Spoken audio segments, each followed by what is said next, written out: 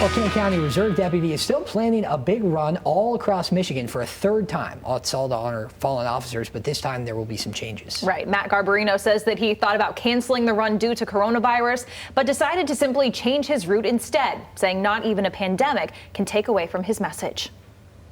With gyms closed, more people are getting creative with fitness. But for Reserve Deputy Matt Garbarino, running more than 100 miles across Michigan isn't just some quarantine challenge, it's become his passion. It was something that the first year I never thought it would be a second year, but so much good came from it from a standpoint of raising awareness. Awareness for officers killed in the line of duty and the families they leave behind. My pain will go away after a 100-mile run, but those people have to live with that pain their whole life.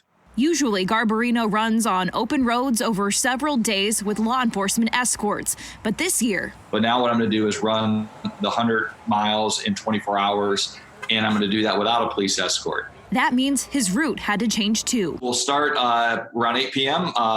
Thursday night, June 18th in Ashton, Michigan, which is north of Reed City on the White Pine Trail. And I'll be taking that all the way south into Grand Rapids through the trail systems by Fifth Third Ballpark, Millennium Park, Kent Trails, and then end on the south side of Grand Rapids, just east of Byron Center in Gaines Township at the Kent County Sheriff's South Substation. He's still carrying this flag, though, displaying the names of fallen officers and their end of watch date, which is a challenge in itself. I've kind of, over the years, mastered that, and how the wind hits you and how you hold it, whether the wind's behind you. He says running through the night will be meaningful, too. There's so much good that happens with people and law enforcement when nobody sees it.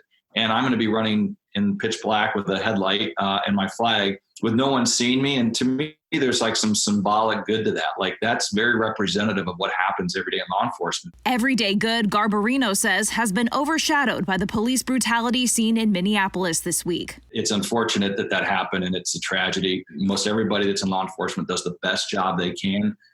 In many cases under terrible circumstances to do it. And good police officers are more outraged than ever when they see bad officers doing things like that. Garbarino says everyone's safety is important in a time of social distancing, but welcomes any and all support along his route. I probably won't see one at 3 in the morning, I'm sure, but maybe towards the end of the day, that would be wonderful, those last 5 to 10 miles. And this year, he hopes he can spark a little something extra in everyone to find a passion and run with it.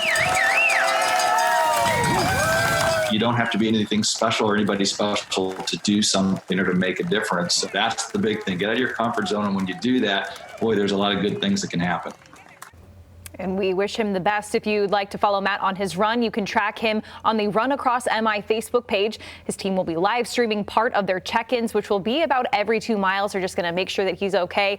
You can also donate to his cause benefiting the My Cops organization on runacrossmi.com. And he said he did check with the DNR about the condition of those trails, making sure they were okay, and also to make sure there weren't any critters, as he calls it, that could pop out of the woods at 4 in the morning. That was my first thought. You got to watch out there. But he's doing it for a great cause. Yes, absolutely. Yeah. All right. All right. Well.